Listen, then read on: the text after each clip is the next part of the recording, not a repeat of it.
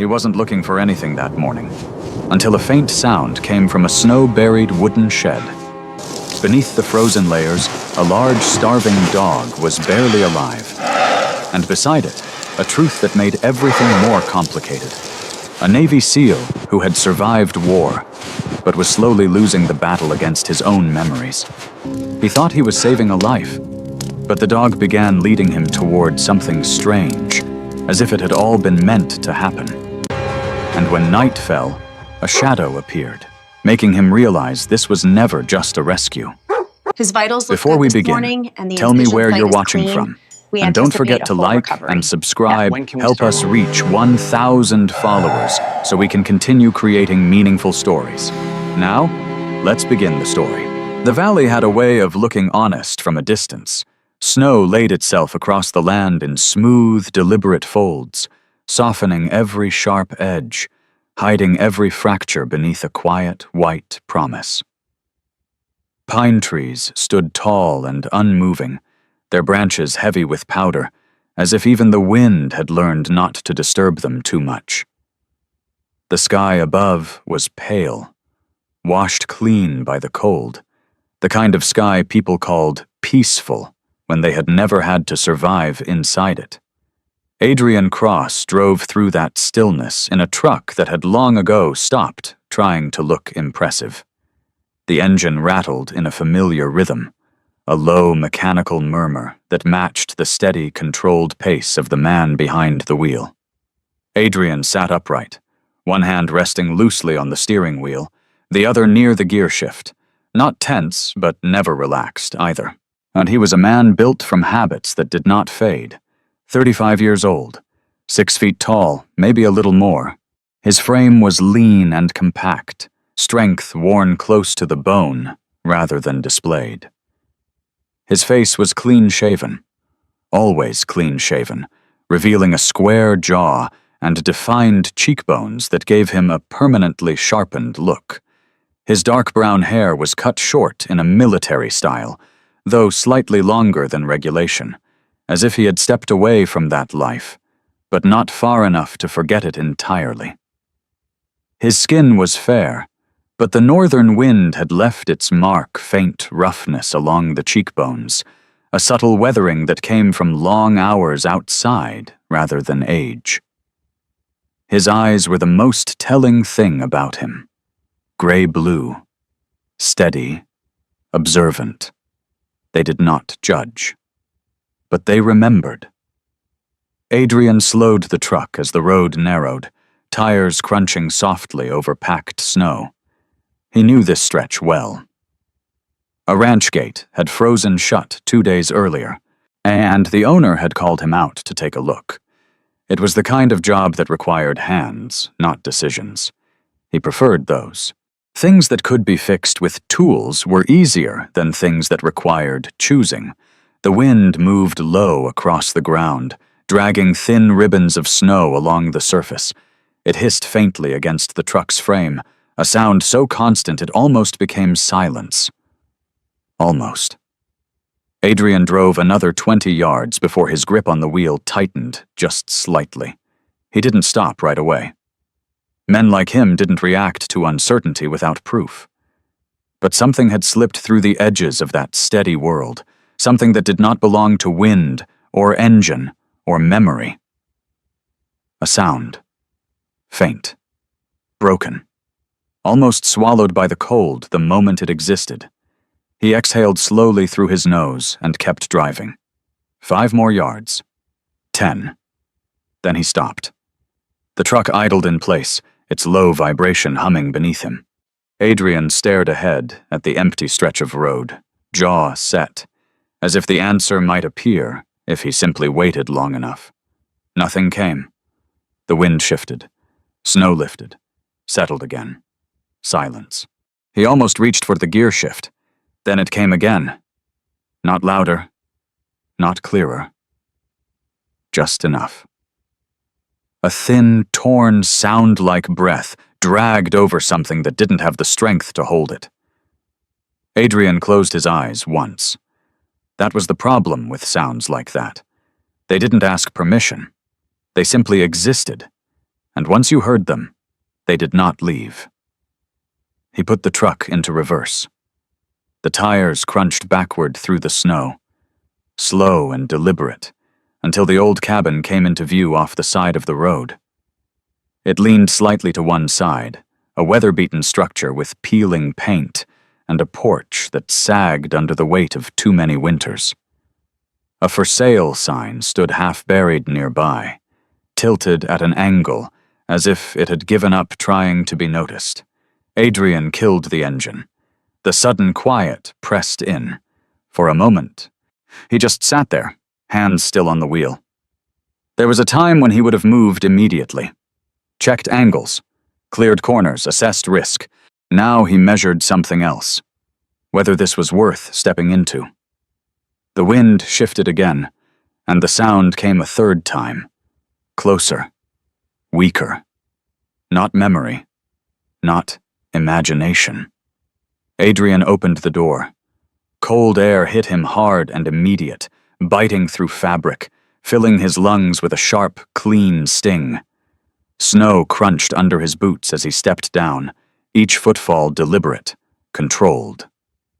The yard behind the cabin was uneven, partially buried under drifting snow.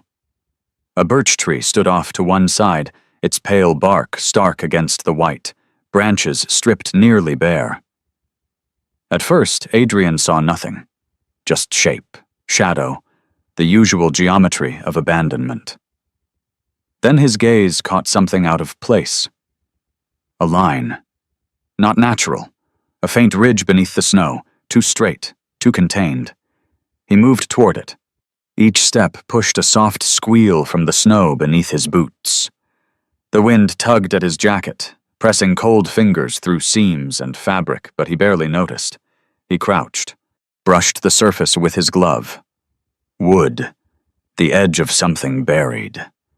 Adrian paused for half a second, his hand resting against the cold surface. Then he started digging. Not fast, not frantic, methodical. Snow fell away in small, controlled movements, revealing more of the structure beneath. A slanted roof, rough boards, a narrow frame, a wooden kennel, half buried, almost sealed. Adrian's jaw tightened. He cleared the top, fingers moving with steady precision despite the cold creeping into them. The latch was stiff, ice clinging to the metal, resisting. He worked it loose. The hinge gave with a dull, reluctant creak. Adrian lifted the lid. For a fraction of a second, he thought it was empty, just darkness and packed snow. Then something inside moved. Not a full motion, not even a struggle. Just a shift. A small, and almost imperceptible adjustment of weight, like something deciding whether it was still worth reacting. And in that tiny movement, something inside Adrian's chest tightened in a way he hadn't felt in a long time. Because he had seen that before. Not in a dog. In a man. A man who had still been alive when Adrian reached him, but not alive enough to stay. Adrian leaned closer.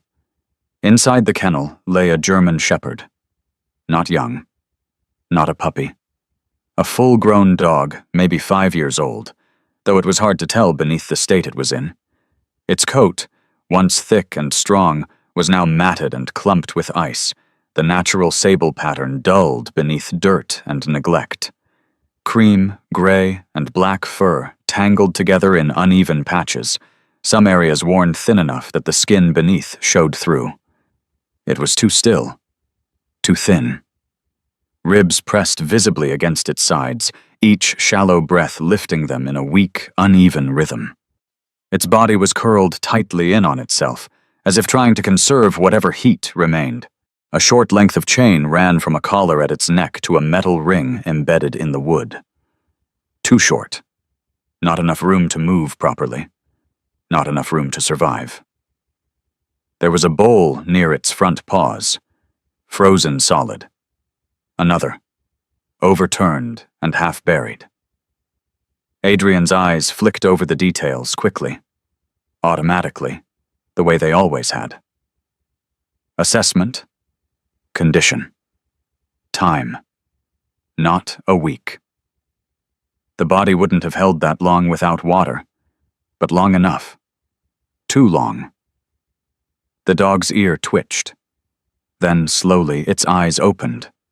Dark, clouded slightly at the edges, but aware.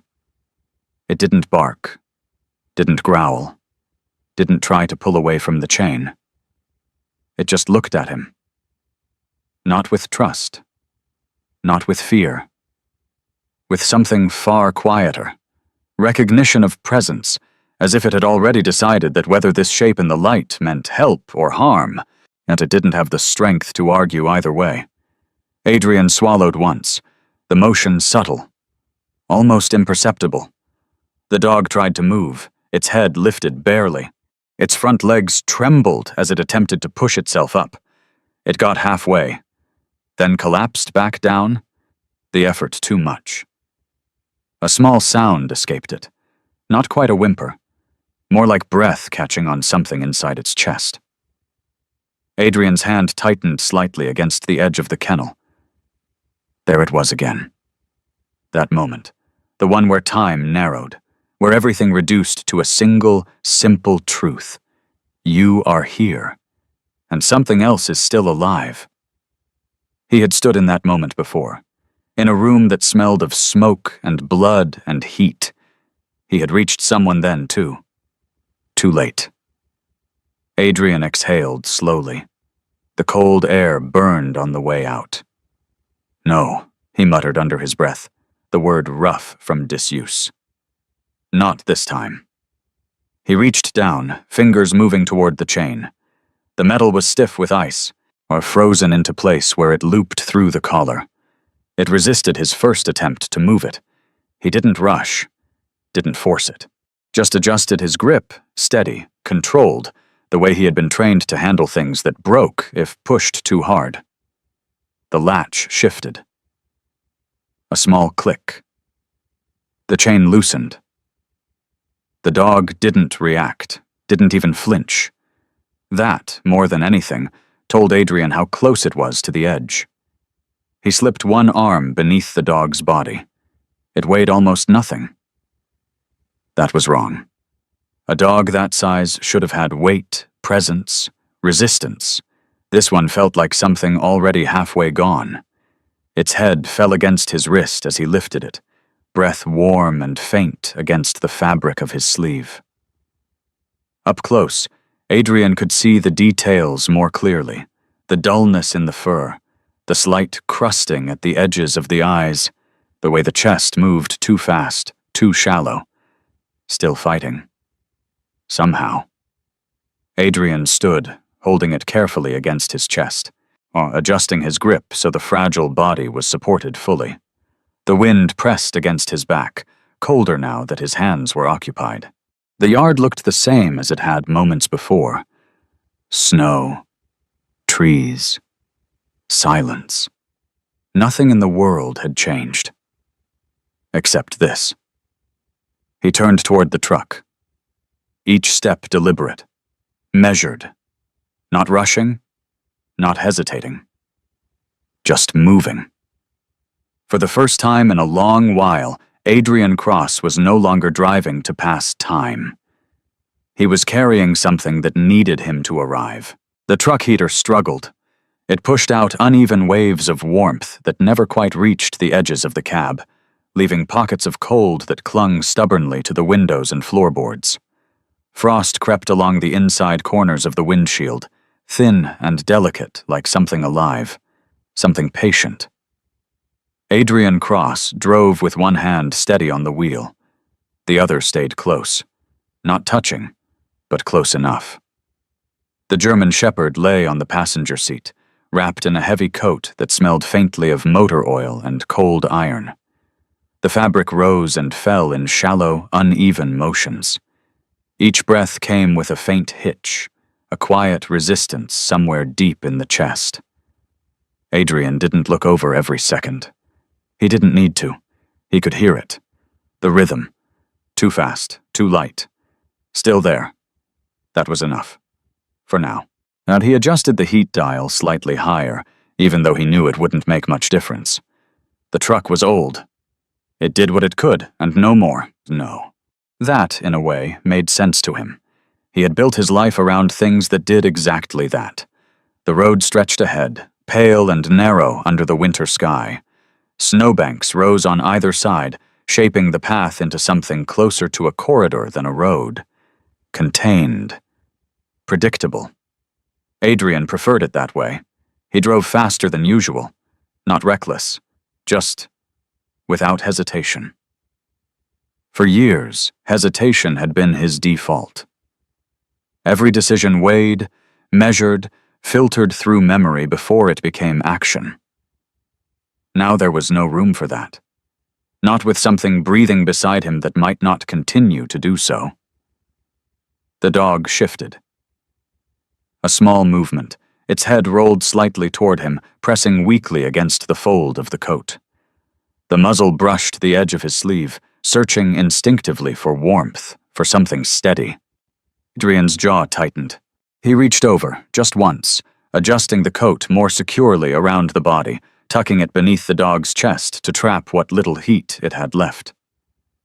The fur beneath his fingers was colder than it should have been.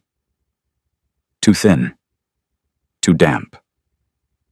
"Stay with it," he muttered, voice low. Rough. He didn't know if he was speaking to the dog, or himself. The outskirts of town came into view slowly, buildings emerging from the white-like shapes remembered rather than seen. Silver Pines was the kind of place that did not announce itself. It simply appeared when you were already inside it. Small. Functional. Unapologetically quiet. Adrian turned onto Main Street, tires crunching over packed snow and gravel. The few cars parked along the road were dusted with fresh powder, their owners likely inside, avoiding the cold unless necessary.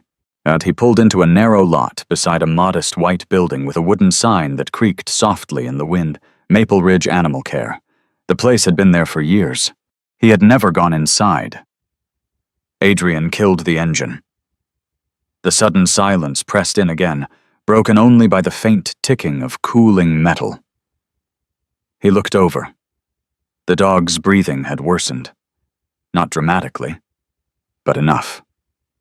Each inhale now dragged slightly, a wet sound beneath it, subtle but unmistakable. Adrian opened the door without thinking. Cold air rushed in, sharp and immediate, but he barely registered it as he slid one arm beneath the dog's body. It didn't resist. Didn't even react. That scared him more than anything else so far. He lifted it carefully, supporting the weight, or what little there was of it, against his chest. The head lolled slightly, then settled just beneath his collarbone, as if drawn there by instinct.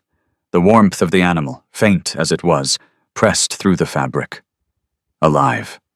Still alive. Adrian pushed the clinic door open with his shoulder. A bell chimed overhead. Warmth hit him first. Not just heat, but a different kind of air. It smelled of antiseptic, wet fur, stale coffee, and something else. Something steady. Something that came from a place used to holding fragile things together. A woman behind the counter looked up immediately. Dr. Elena Ward did not waste time on surprise. She was in her early 40s, tall, with a lean, controlled frame that suggested efficiency over comfort. Her dark brown hair was tied back low at the nape of her neck, though a few strands had escaped, curling slightly from the humidity of the room. Her face was narrow, defined by high cheekbones and a firm mouth that rarely softened unless necessary. Her eyes were gray-green, sharp, observant. They moved once over Adrian quick, assessing, then settled on what he carried. Everything about her posture changed. "What happened?" she asked, already moving. Adrian stepped forward. Found him. Outside town, chained. That was all. It was enough. Elena didn't respond with sympathy. She responded with motion. Treatment room. Now. Another voice came from the back.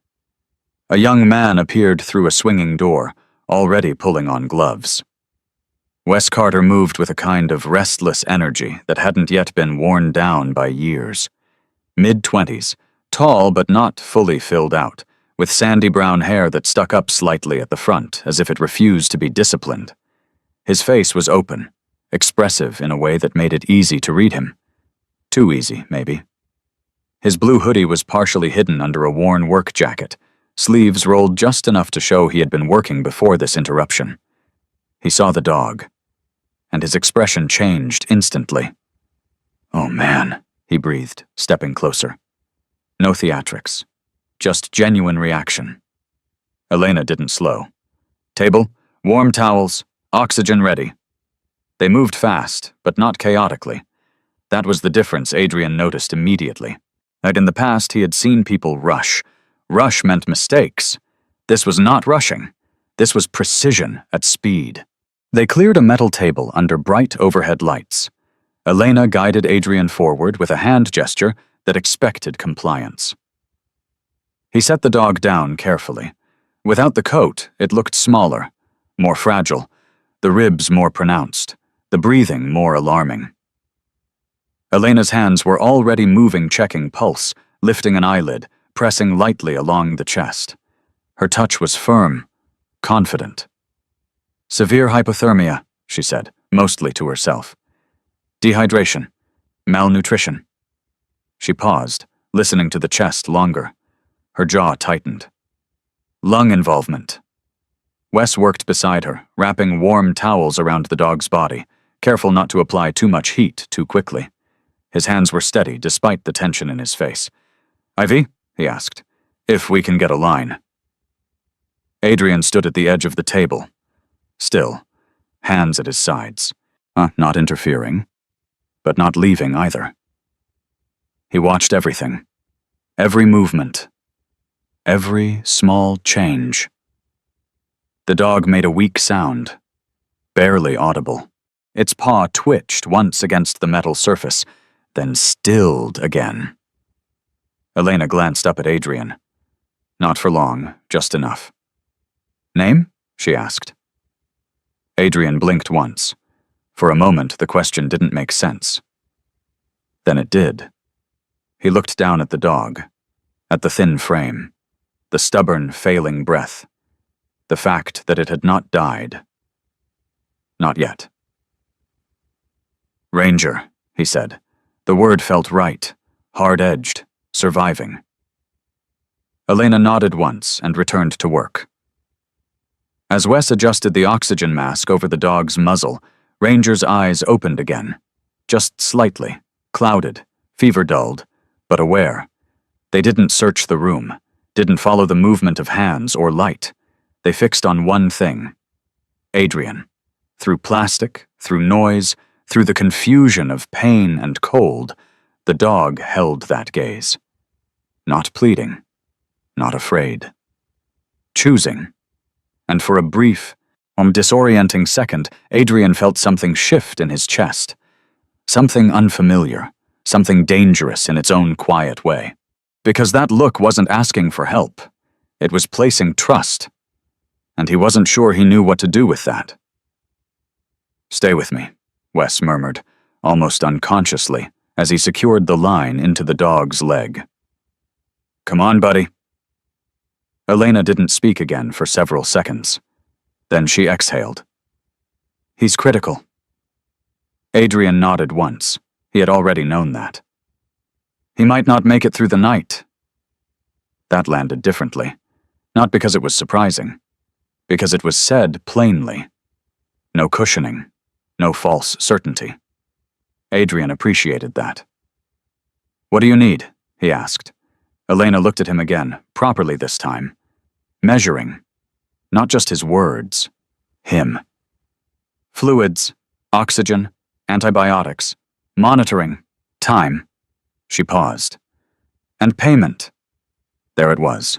Reality.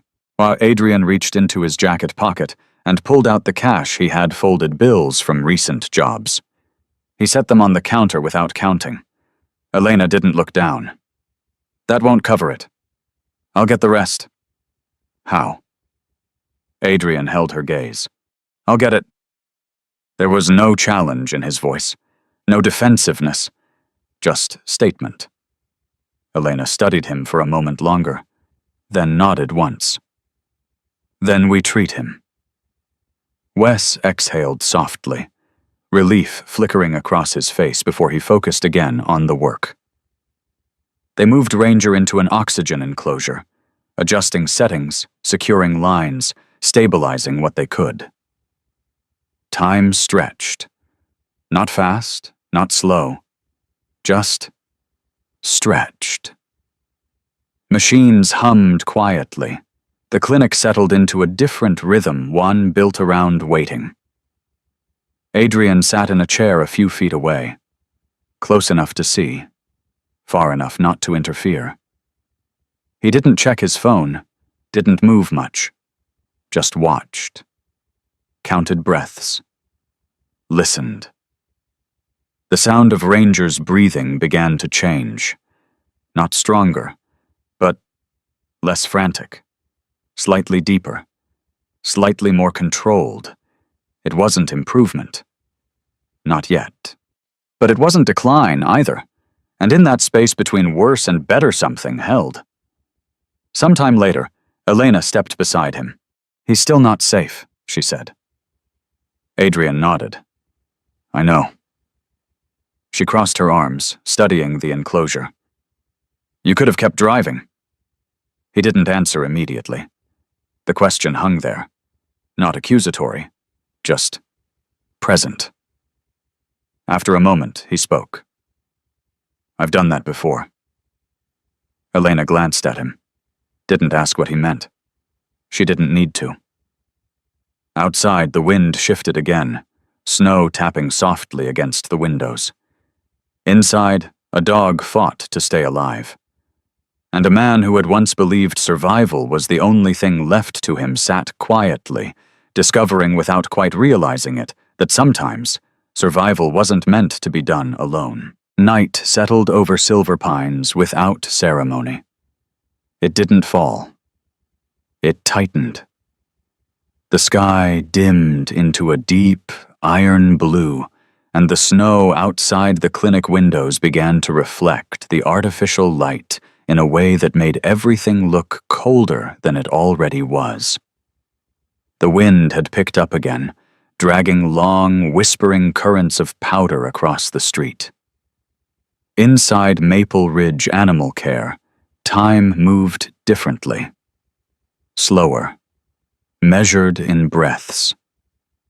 Adrian Cross sat in the same chair he had taken hours earlier, his elbows resting lightly on his knees, hands loosely clasped. He hadn't moved much. Not because he was tired, but because moving felt unnecessary. The oxygen enclosure hummed quietly a few feet away. Inside it, Ranger lay still. Not the same kind of stillness as before. This one had weight to it, and the rise and fall of his chest had deepened slightly, though each breath still carried that faint, wet resistance beneath it.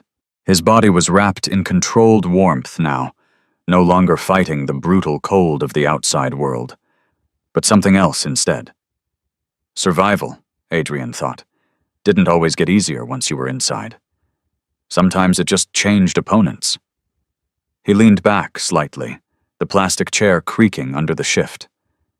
His eyes stayed on the enclosure, tracking every subtle movement, every small sign that Ranger was still choosing to stay. The clinic had quieted. Not empty, never empty, but quieter. Somewhere in the back, a cat let out an annoyed yowl, followed by the soft murmur of someone trying to calm it. Metal clinked faintly. A machine beeped once, then settled again. Life continuing. Even here. Even now. Wes Carter passed by carrying a stack of folded towels, his movements slower than before, but still purposeful. But he glanced at Adrian as he walked past, hesitating for just a fraction of a second before speaking. "You still here?" It wasn't really a question. Adrian nodded once. Wes shifted his weight slightly, as if unsure what to do with that information. "Most people don't stay," he said after a moment. "Not like this." Adrian didn't respond immediately. Most people hadn't stood where he had stood before. Most people hadn't learned what it meant to arrive too late. "That dog doesn't have most people," he said finally. Wes studied him for a second, then gave a small nod, as if filing that answer somewhere. "Yeah," he said quietly. "Guess he doesn't." He moved on. Adrian watched him go for a moment before returning his attention to Ranger. The dog hadn't moved much, but something about him had changed. Not physically. Something subtler. There was less distance in the way he lay there. Less like he was slipping away. More like he was holding. Adrian exhaled slowly, and he didn't trust improvements that came too quickly, but he noticed them. Always. Time passed in small increments. 10 minutes? 20? An hour. Elena Ward moved in and out of the treatment area with the same controlled efficiency she had shown from the start. She checked vitals, adjusted fluids, listened to Ranger's chest again and again, each time with the same focused intensity. She didn't speak much. Didn't need to. Everything she did had purpose.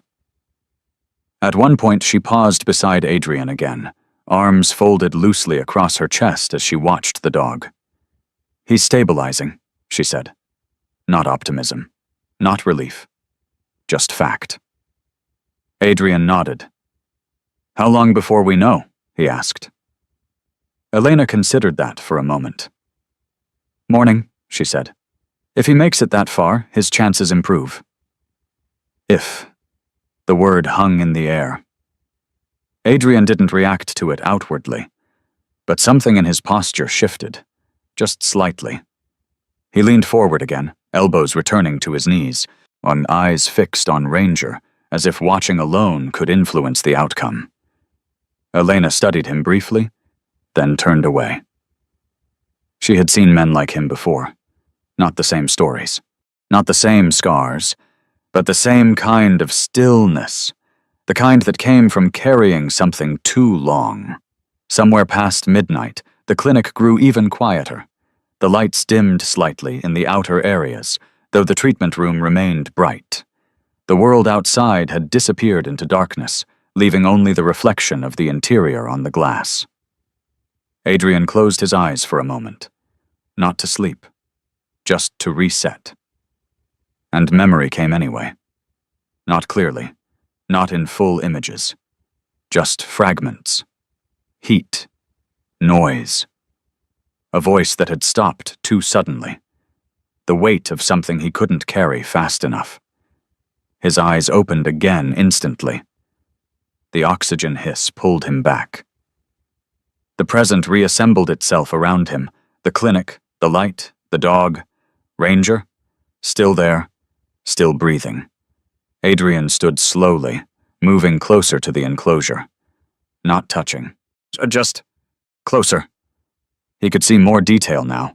The slight tremor in Ranger's flank, the faint twitch of one ear, the way his nose pressed lightly against the inside of the mask, as if adjusting to the flow of air. Alive.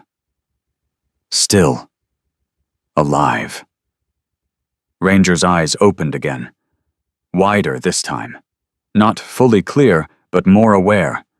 He didn't look around the room, didn't react to the light or the sound.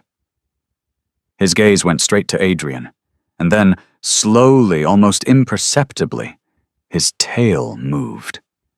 Just once, a weak, barely there motion against the bedding. But it was intentional. A signal. Not of strength, not of recovery. Of recognition. And in that small, fragile movement, something inside Adrian shifted in a way he hadn't prepared for. Because that wasn't survival. That was connection. And connection meant responsibility. Adrian stood there longer than he realized, long enough that Wes noticed. Did he just— Yeah, Adrian said quietly. Wes let out a soft breath, something like disbelief mixed with hope. Well, that's new, he murmured. Elena stepped in moments later, having caught the change in tone. What happened? He responded, Wes said. To him. Elena's gaze flicked between Adrian and Ranger. She didn't smile, but something in her expression softened, just slightly. That's a good sign, she said. Then, after a pause, more quietly, dogs don't waste energy on the wrong things when they're that weak. Adrian absorbed that without comment. He understood what she meant. Instinct. Focus. Choosing where to spend what little you had left. He had done the same once, spent everything on something that hadn't been enough.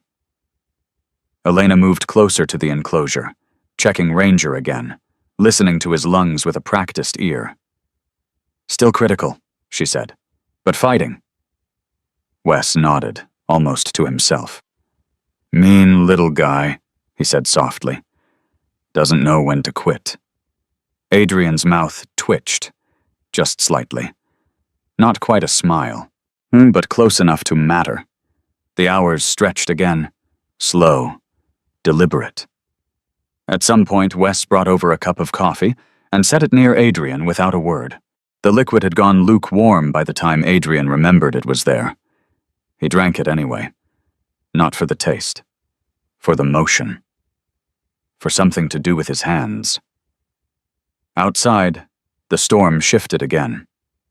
Snow began to fall more steadily now, soft flakes tapping against the windows in a quiet, persistent rhythm. Inside, Ranger's breathing changed again. Not dramatically, but enough. Each inhale seemed to go a little deeper, each exhale less strained. Elena noticed immediately. She stepped closer, listening again. Longer this time. Then she straightened.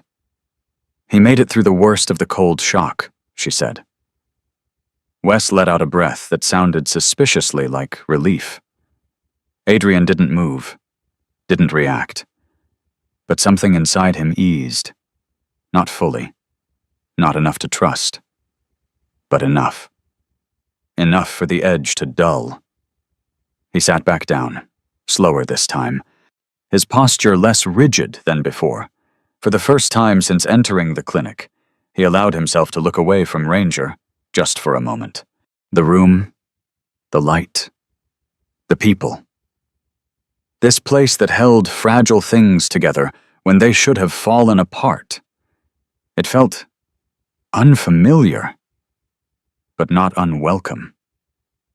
Elena watched him from across the room. You planning to leave? She asked.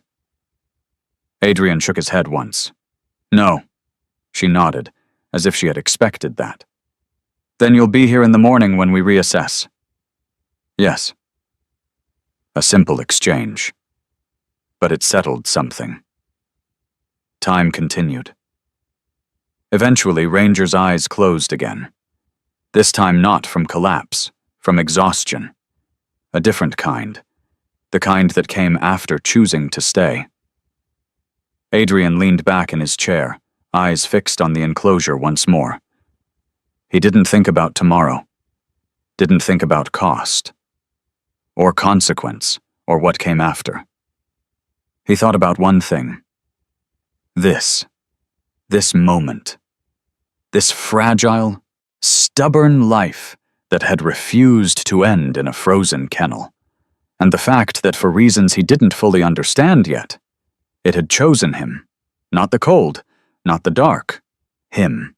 And that meant something, even if he didn't know what yet. Morning came without warmth. It arrived in silver pines as a pale, reluctant light that pressed itself against the clinic windows, thin and uncertain, as if even the sun wasn't fully convinced it should return. The storm had passed some time before dawn, leaving behind a world that looked untouched, but felt different in ways that were harder to name. Inside Maple Ridge Animal Care, the air held that quiet exhaustion that followed a long night.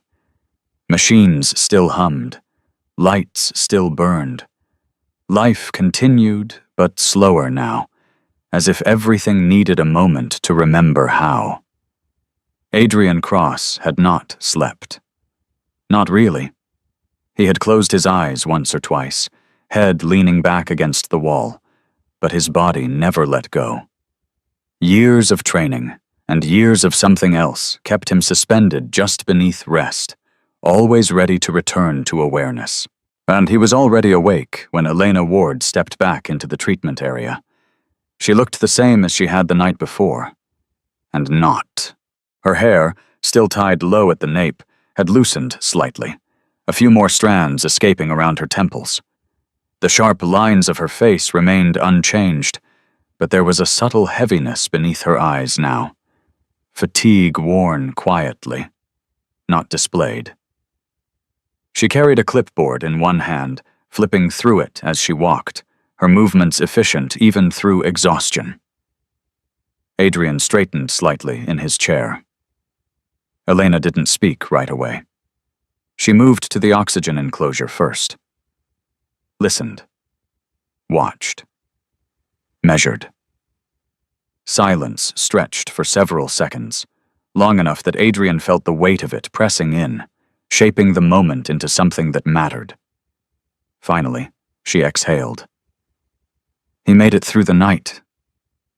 Not relief, not celebration, just fact, but it landed differently than anything else she had said so far. Adrian nodded once. His shoulders shifted barely, but enough that the tension he had been holding loosened just a fraction. Elena adjusted the settings on the enclosure, then looked at him. He's not stable, she added, but he's not declining either.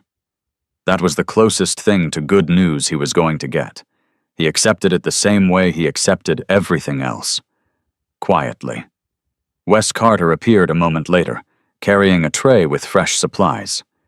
He looked worse than Elena less practiced at hiding fatigue, more open about it. His eyes were slightly red, his movements a touch slower than usual, but the moment he glanced at Ranger, something sharpened in his expression again. "Morning," he said, voice rough but steady. Adrian nodded in return. Wes set the tray down, glancing between Elena and the enclosure. "So?" he asked. "He held," Elena replied. Wes let out a breath, relief flickering openly across his face. "Stubborn," he muttered, almost fondly. I like him." Adrian's gaze remained on Ranger. The dog looked different in the morning light, still thin, still fragile, but present, more present. More. The harsh edge of crisis had dulled slightly, replaced by something quieter. The breathing, while still uneven, no longer sounded like it was fighting for every inch. It was holding ground. That mattered. Elena moved closer again, checking vitals, her fingers precise and unhesitating. "He'll need to stay," she said without looking at Adrian. "Several days at least, maybe longer." Adrian didn't hesitate. "Then he stays." Elena paused, just briefly, then she turned to face him fully. "You understand what that means?" she asked. Adrian met her gaze. "Yes." "No, you understand the idea of it," she corrected. "I mean the reality. Cost, time, responsibility." There was no accusation in her tone, just clarity. Adrian didn't look away. "I said I'd cover it." Elena studied him for a moment, as if weighing not just the words, but the man behind them. Then she nodded once. "Then we proceed." Wes glanced between them, something like curiosity flickering in his expression, but he didn't interrupt. The morning moved forward, slowly, deliberately. Ranger slept again for long stretches, his body still too weak to do much else. When he woke, it was brief, small adjustments, Slight shifts, a faint twitch of an ear or paw before exhaustion pulled him back under. Adrian stayed, not always standing, not always watching directly, but always there. At one point, Wes brought over a sandwich, setting it beside him with a casualness that felt practiced. "You should eat," he said. Adrian looked at it, then at him. "I'm fine." Wes shrugged. "Yeah, that's what everyone says right before they pass out and make my job harder." There was no edge to it, just honesty. Adrian picked up the sandwich. A small concession. He ate half. Well, that was enough. Time stretched again, shaped by routine now rather than urgency. Check vitals, adjust fluids, listen, wait. It was different from the night. Less sharp, but no less important. Elena moved through it all with the same steady control, though Adrian began to notice the small things, the way she leaned slightly more against surfaces when she paused, the fraction of a second longer she took before speaking. Fatigue. Managed. Not ignored. It happened late in the morning. Not dramatic. Not obvious. Ranger stirred again, more noticeably this time. His head lifted. Not far, just enough to clear the bedding. His eyes opened, clearer than before, though still shadowed by exhaustion. He looked around the enclosure slowly, as if the world had changed while he slept. And then, he tried to stand. The movement was weak, uncoordinated, his legs trembling beneath him, unable to support the weight. He made it halfway before collapsing gently back down, breath catching sharply. Wes stepped forward immediately. "Easy, easy." But Adrian didn't move. He watched. Because there was something else in that moment. Something that didn't belong to physical recovery. Ranger didn't try to stand again. Instead, he shifted, dragging himself slightly, inch by inch, until he was facing Adrian. And then he stopped. Stayed there, breathing hard, looking at him, not asking, not reacting, positioning himself. As if, even in weakness, even in confusion, he understood something simple and absolute. That was where he needed to be. And for reasons Adrian couldn't explain, not logically, not cleanly, that mattered more than the attempt to stand. Elena had seen it too. She didn't comment right away. Instead, she adjusted the enclosure, checking Ranger again, listening longer this time. "He's orienting," she said quietly. Wes blinked. "Toward him?" Elena nodded once. "Toward something he recognizes." Adrian didn't respond, but something in his posture shifted again. Not outwardly, not enough for anyone else to name. But internally something moved, a line, perhaps, one he hadn't realized he was still holding. The rest of the day passed without incident. No dramatic improvement, no sudden setbacks. Just continuation. And sometimes, Adrian thought, continuation was the hardest part, because it required staying. Not reacting, not escaping, just being present long enough for something to change. By afternoon, the light outside had brightened slightly, reflecting off the snow in a way that made the town look almost clean again. Deceptively so. Inside, Ranger slept again, his body finally allowing deeper rest now that the immediate crisis had passed. Elena approached Adrian one last time, before stepping away to another task. "You can go," she said. Adrian looked at her. "He's stable for now. We'll call if anything changes." Adrian glanced at Ranger, then back at her. "I'll stay." Elena held his gaze for a moment, then nodded. "I thought you might." She turned away without another word. Wes watched the exchange, then looked back at Adrian, a faint smile tugging at the corner of his mouth. "Guess you're not going anywhere," he said. Adrian didn't answer. He didn't need to. Because for the first time in a long time, Staying didn't feel like being stuck. It felt like a choice. And that was different. The second morning did not feel like the first. There was still cold outside. Still snow along the edges of the road. Still wind dragging its quiet voice across the town. But something had shifted, not in the weather, not in the buildings, but in the way the day unfolded. It moved, not faster, but with direction. Inside Maple Ridge Animal Care, the routine had settled into something almost predictable. Machines hummed, doors opened and closed, voices rose and fell in soft, controlled patterns. It was no longer the sharp urgency of survival, it was maintenance now. And maintenance, Adrian Cross knew, required a different kind of discipline. He stood near the enclosure, one hand resting lightly against the metal frame. His posture relaxed in a way that would have been unrecognizable just days earlier. Not careless. Never that. But less guarded. Ranger was awake. Not fully alert, not yet strong, but awake in a way that felt deliberate. His head rested against the bedding, lifted slightly higher than before. His eyes followed movement now, tracking the slow rhythm of the room, the shifting shapes of people and light. More importantly, he followed Adrian. Not constantly, not obsessively, but every time Adrian moved within his field of vision, Ranger adjusted, even slightly, to keep him there. Elena Ward noticed. Of course she did. She noticed everything. "He's anchoring," she said quietly, stepping beside Adrian. He glanced at her. "What does that mean?" Elena folded her arms, watching Ranger with the same focused calm she brought to every assessment.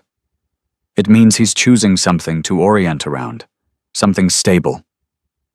She paused, then added, "That's usually the difference between animals that recover and those that don't." Adrian absorbed that without comment.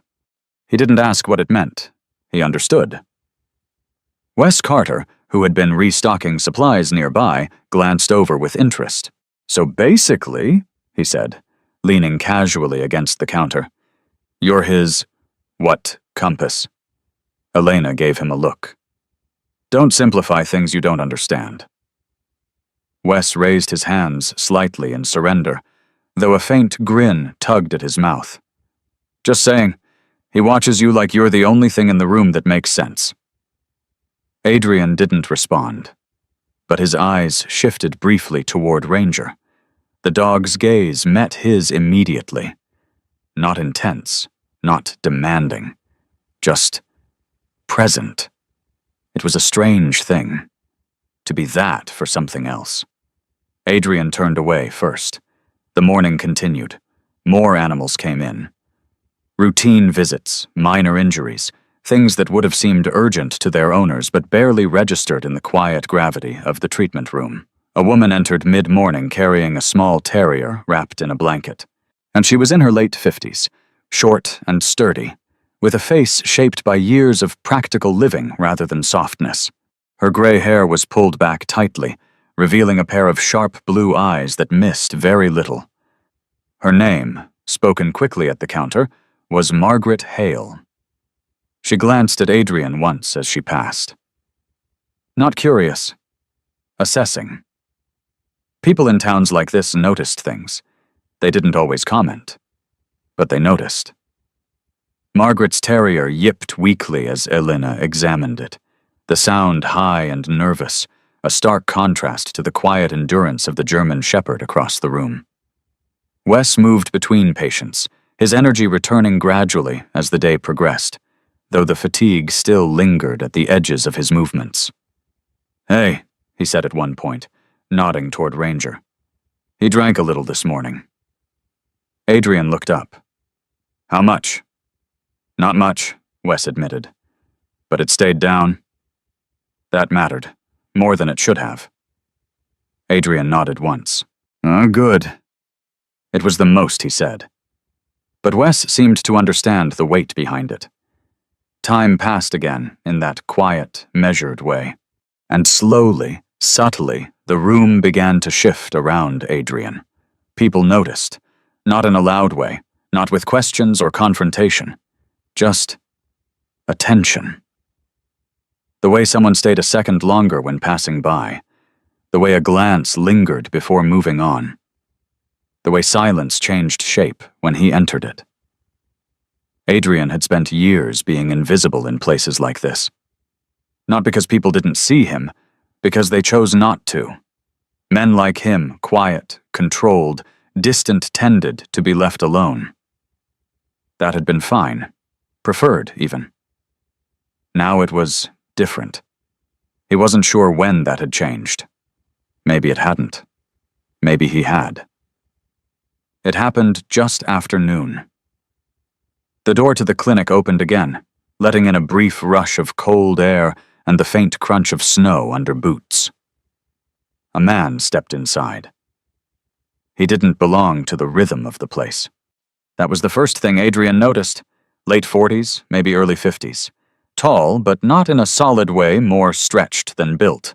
His coat was dark, worn, but not from honest use.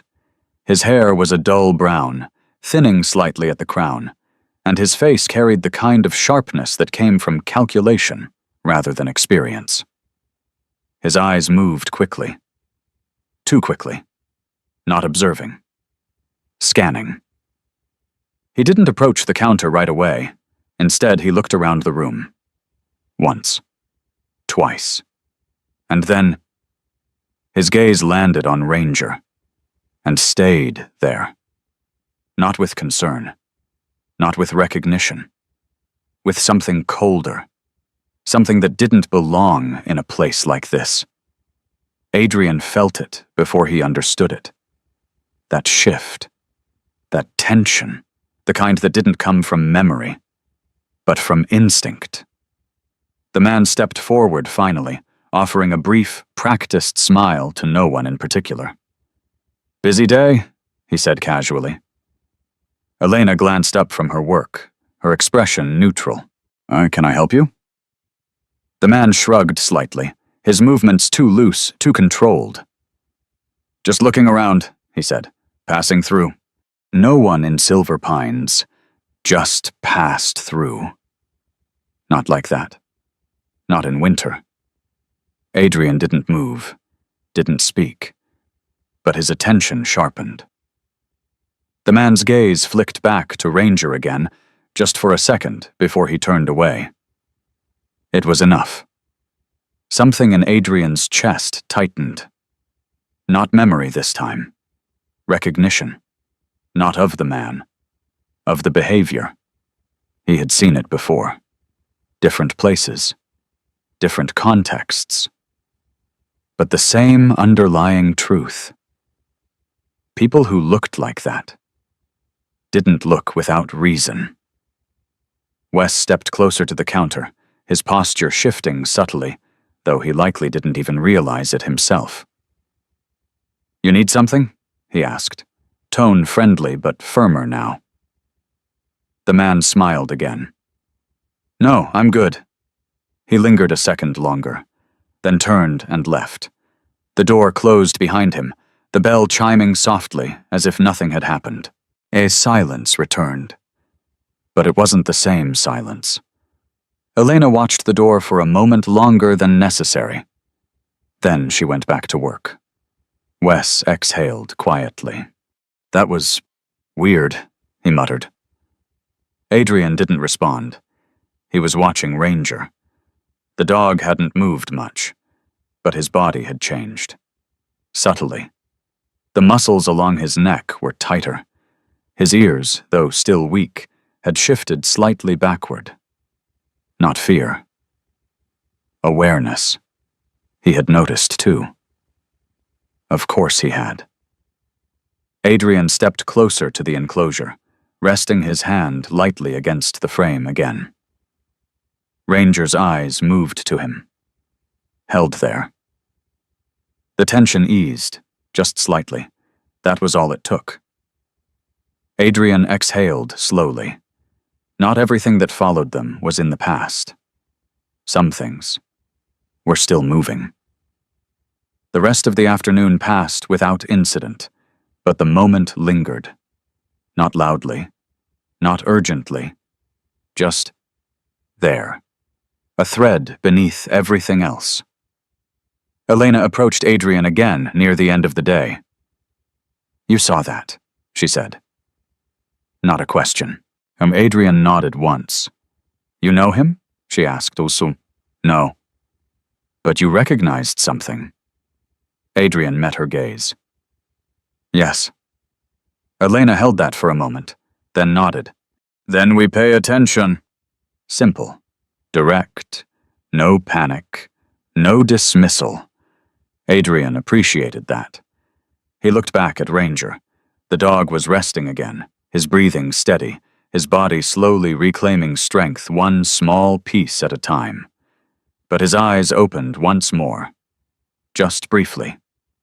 They met Adrian's, and held, as if confirming something unspoken. Adrian didn't look away this time.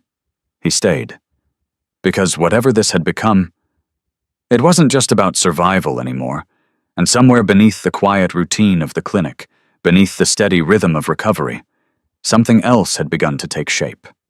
Something that hadn't finished revealing itself yet, but would, soon enough. The night did not fall the way nights usually did. It did not arrive quietly, slipping into corners and softening edges. It pressed in, not with noise, with presence. Adrian Cross noticed it the moment he stepped outside Maple Ridge Animal Care. The air had changed, not colder, not sharper, but heavier. The kind of weight that settled into the lungs before the mind had time to name it. Snow lay across the street in pale, unbroken sheets, reflecting the last fragments of dusk. The town of Silver Pines held its usual posture. Still, contained, almost deceptively peaceful. But Adrian had lived too long reading environments to trust stillness at face value. He paused on the wooden steps, his boots crunching softly against packed frost. One hand rested near his side, not tense, not ready, just aware. Behind him, the clinic door opened. Elena Ward stepped out, pulling her coat tighter around her lean frame. The cold, brushed strands of her dark brown hair loose from the tie at her neck, curling faintly along her jawline. Her face, always composed, carried something sharper tonight. Not fear, but calculation. "You're thinking about him," she said. Not a question. Adrian didn't turn immediately. "Yes." Elena stepped beside him, following his line of sight toward the empty street. "You've seen that kind of man before," she added. "Yes." She studied him for a moment longer, then nodded once. "Then don't ignore it." Adrian let out a slow breath. "I don't." Silence settled between them. Not uncomfortable, not strained. Just deliberate. Inside the clinic, Ranger shifted. The faint scrape of movement reached Adrian through the door, subtle enough that most would have missed it. He didn't. He turned back, stepping inside without another word, and the warmth hit him again, familiar now, layered with antiseptic, worn wood, and the faint, persistent scent of animals fighting to stay alive. Ranger was awake, more than before. His body still lay low against the bedding, but his head lifted higher, his posture carrying something new, not strength, not yet, but intent. His eyes moved immediately to Adrian. Held. There was no hesitation in it now. No uncertainty. Just recognition. Adrian crouched beside the enclosure, lowering himself slowly, deliberately, as if approaching something that required respect rather than caution. "Easy," he said quietly. Ranger didn't move toward him. He didn't need to. The space between them felt smaller than it had been. Not physically. Something else. Wes Carter leaned against the counter nearby, arms crossed loosely, watching the exchange with a quiet kind of curiosity. "He's different tonight," Wes said. Adrian didn't look away from Ranger. "How?" Wes tilted his head slightly, considering. Like he's waiting for something." That landed. Adrian's eyes narrowed just a fraction. "Dogs don't wait without reason," he said. Wes nodded slowly. "Yeah, that's what I was thinking." Elena moved deeper into the room, checking supplies, adjusting a tray, her movements precise as always, but her attention drifted back more than once. Everyone felt it now. That subtle shift. Like something had entered the story without announcing itself. And stayed. Hours passed. The clinic quieted as night settled fully outside. The steady rhythm of activity slowed, softened, narrowed into smaller tasks and longer silences. A clock ticked faintly, somewhere near the reception desk. Machines hummed. Wind brushed softly against the windows. Adrian remained near Ranger, not constantly watching, not hovering, but present. There was a difference. Ranger dozed intermittently, his breathing steady, though still shallow at times. Each rise and fall of his chest carried less strain now, but not enough to forget how close he had been to losing that rhythm entirely. Adrian noticed everything. The slight twitch in the dog's ear when a sound shifted. The way his paws flexed faintly during sleep. The pauses between breaths, short but measurable. It was instinct, not worry, not anymore. Something deeper. It happened just past midnight. No noise announced it. No sudden movement. Just change. Ranger woke. Not gradually. Not like before. His eyes opened sharply, fully, as if something had called him from a place deeper than sleep. His body tensed, not violently, not in fear, but with a clarity that didn't belong to weakness. His head lifted higher than it had all day. His ears, though still not fully steady, angled forward. And then, he looked past Adrian, not at him, through him, toward the door. Adrian turned slowly. The clinic entrance stood closed. Still. Nothing moved beyond it. No footsteps. No shadow under the frame. Nothing. But Ranger didn't look away. But a low sound formed in his throat. Not a growl. Not quite a whine. Something in between. Something restrained. Awareness. Adrian stood. Every part of him sharpened at once. Not panic, alignment. He crossed the room in silence, each step controlled, measured. His hand brushed the edge of the door before he opened it. Cold air slipped inside immediately. The street outside lay empty. Snow unmoved. No tracks. No sign of anything. And yet, Adrian stepped out anyway. The night wrapped around him, quiet and endless, the kind of silence that swallowed sound rather than carried it. He scanned the road. Left, right. The buildings stood still, their windows dark or dimly lit. Nothing out of place. Nothing obvious. But instinct didn't care about obvious. Something had been here. Recently. Close enough. Long enough. Watching. Adrian stood there for a moment longer than necessary. Then turned back inside. Ranger had not moved, but his gaze shifted the moment Adrian returned. Locked onto him again. The tension eased. Only slightly. Enough. Adrian closed the door behind him. Elena stood a few feet away now, her expression tighter than before. "What did you see?" she asked. Adrian shook his head once. "Nothing." She held his gaze. "That doesn't mean there was nothing." "No," Adrian agreed quietly. "It doesn't." Wes exhaled from across the room, running a hand through his hair. "Okay," he muttered. I officially don't like this anymore. No one responded, because they all felt it.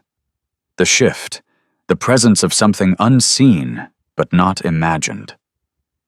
Ranger lowered his head slowly, his body easing back into the bedding but not fully relaxed.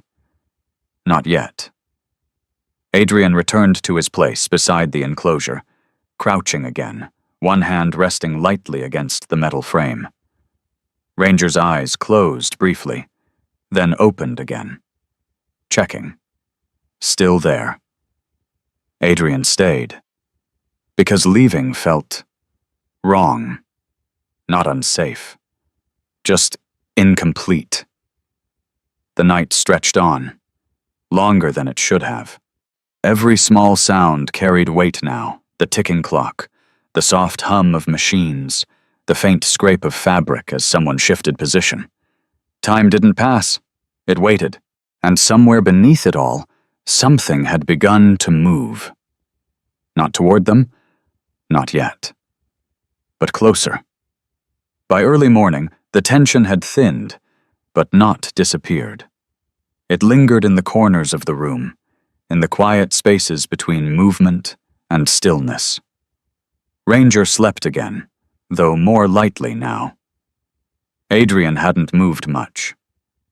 Elena approached him as the first gray light of dawn began to touch the edges of the windows.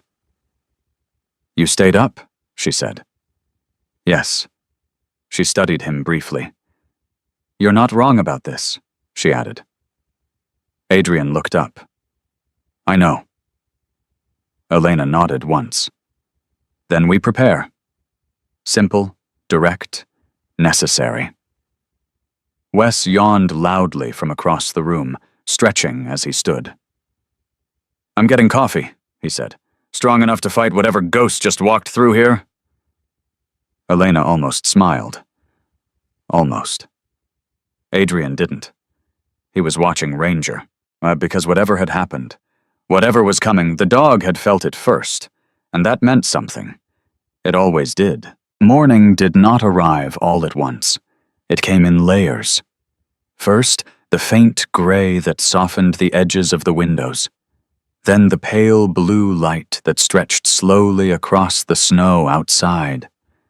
And finally, the quiet sounds of a town waking, not loudly, not urgently, but steadily. Inside Maple Ridge Animal Care, the night still lingered. Not in darkness, in memory. Adrian Cross had not slept. He didn't need to check the clock to know how long he had been awake. His body tracked time differently through stillness, through the way his muscles settled into readiness instead of rest. He stood near the window now, arms relaxed at his sides, watching the street beyond. Nothing moved. Not yet. But the world had shifted again. He could feel it. Behind him, Ranger stirred. The sound was small, just the faint shift of weight against fabric. But Adrian turned immediately. The dog was awake. Fully awake. More than before. His head lifted higher than it had any right to, considering the condition he had been found in days ago. His body, though still lean, carried something new, not just recovery, but presence, awareness. His eyes moved across the room slowly, then settled on Adrian.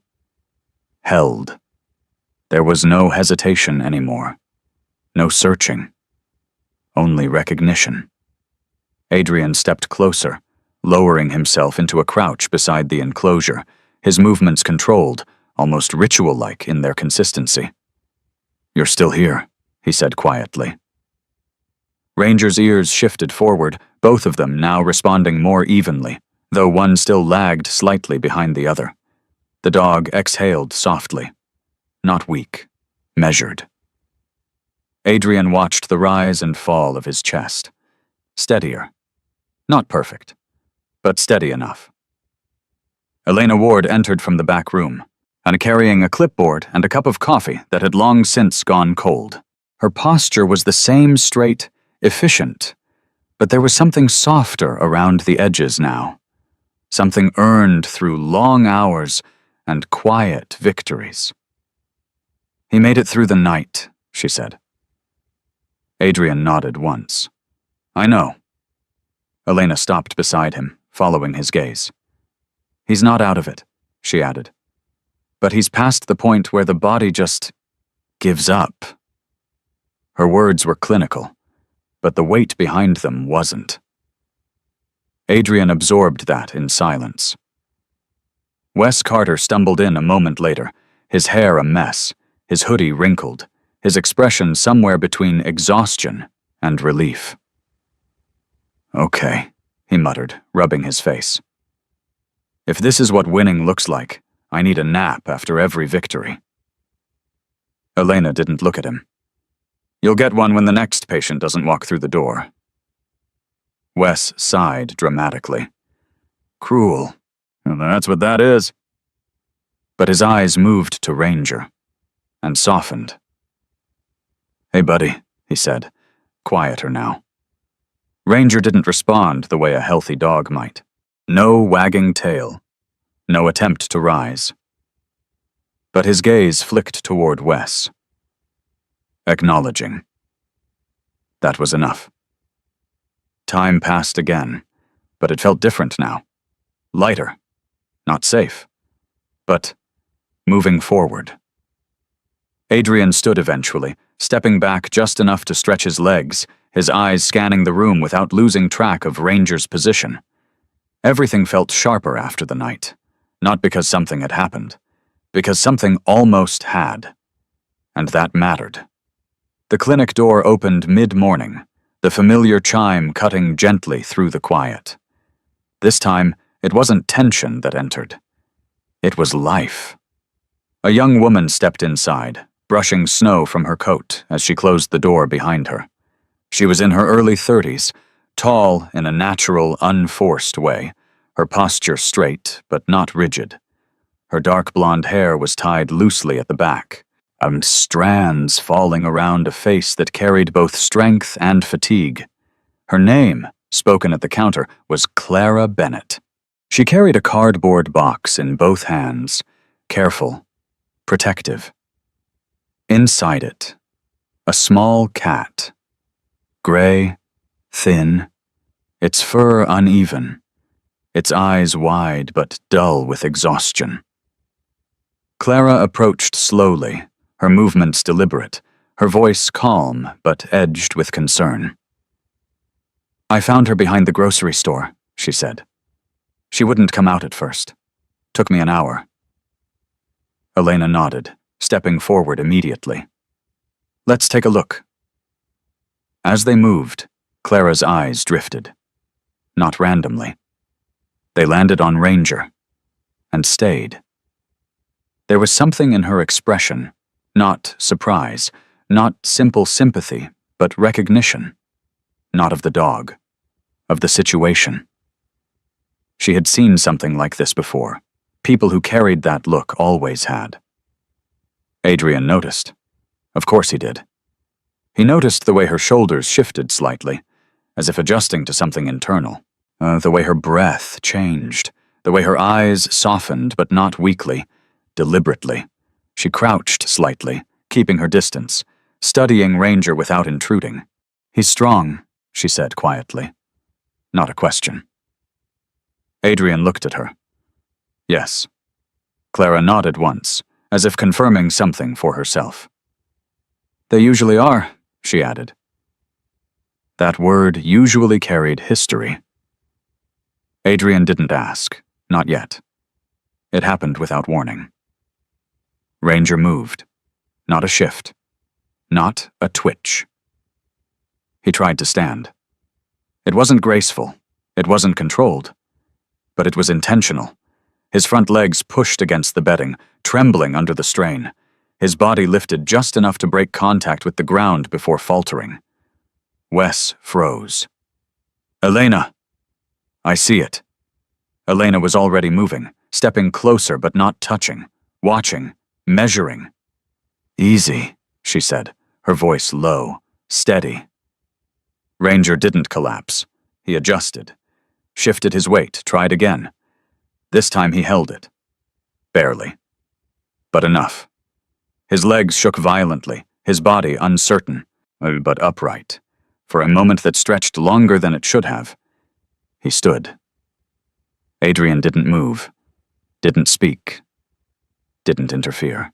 Because something in that moment didn't belong to help. It belonged to the dog. Ranger's head turned slowly, not toward the room, toward Adrian. Always toward Adrian. Their eyes met, and in that fragile, impossible posture, something passed between them. Not trust. Not yet. Something deeper. Choice. Then Ranger's legs gave out. He lowered back onto the bedding, not collapsing, not falling, lowering. Controlled. Intentional. Elena exhaled quietly. "That's significant," she said. Wes let out a breath he hadn't realized he was holding. "Yeah, I'd say so." Clara stood still, her hands resting lightly on the edge of the counter, her gaze fixed on the dog. "He's fighting," she said. Adrian nodded once. "Yes." But his voice carried something else now, not just observation, understanding. The rest of the morning unfolded with a different kind of energy. Hope. Not loud, not overwhelming, but present. Ranger rested again, his breathing slightly deeper now, his body recovering from the effort. Elena made notes, her movements precise, but faster now, driven by something that wasn't urgency. It was momentum. Wes hovered nearby, checking, rechecking, pretending not to be emotionally invested while failing completely. Clara stayed longer than she needed to, not interfering, just present. At one point, she approached Adrian again. "You've done this before," she said. It wasn't about the dog, not entirely. Adrian looked at her. "Yes." She studied him for a moment, her eyes searching, not for answers, but for confirmation. Then she nodded. "So have I," she said quietly. She didn't explain, didn't need to. Some histories recognized each other without introduction. Adrian accepted that, because some things didn't need to be spoken to be understood. Outside, the town continued. Snow melted slowly along the edges of the road, and people moved. Life resumed its rhythm. Inside the clinic, something had been restored. Not completely, not perfectly, but enough. Adrian stood once more near the enclosure, his hand resting lightly against the metal frame. Ranger slept, but it was different now. Not the heavy, uncertain sleep of something slipping away. The steady, quiet rest of something returning. Adrian watched him for a long moment. Then, for the first time since stepping into this place, he allowed himself to breathe, not because the danger was gone, not because everything was safe, but because something had held, something had stayed. And sometimes, that was enough. There are moments in life that do not arrive with thunder, or light, or voices from the sky. They come quietly, almost unnoticed, like a wounded animal in the snow, or a tired heart that has forgotten how to hope. In this story, nothing looked like a miracle at first. It was just a man who chose not to walk away.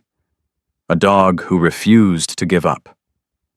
A few people who stayed when it would have been easier to leave. But sometimes, that is exactly how God works. Not by removing the storm, but by placing something or someone in your path so you don't face it alone. The truth is, many of us are living through silent winters. Some are carrying grief. Some are exhausted. Some are one moment away from giving up, even if no one else can see it. And yet, in the middle of that quiet struggle, God still moves. Through kindness, through courage, or through the small decision to stop, to care, to stay. One life can change another. One act of compassion can ripple farther than we ever imagine. And sometimes, when we think we are saving something else, God is actually saving us. If this story touched your heart, take a moment to share it with someone who might need it today. Leave a comment and tell us where you're watching from, or what part of the story stayed with you the most. And if you believe that stories like this still matter, stories about hope, about second chances, about the quiet ways God works, please consider subscribing to the channel so we can continue bringing these stories to life. May God bless you and your family. May He strengthen you in your hardest moments, guide your steps when the path feels uncertain, and bring warmth into every cold place in your life. And may you never forget, even in the darkest winter, His light is still there.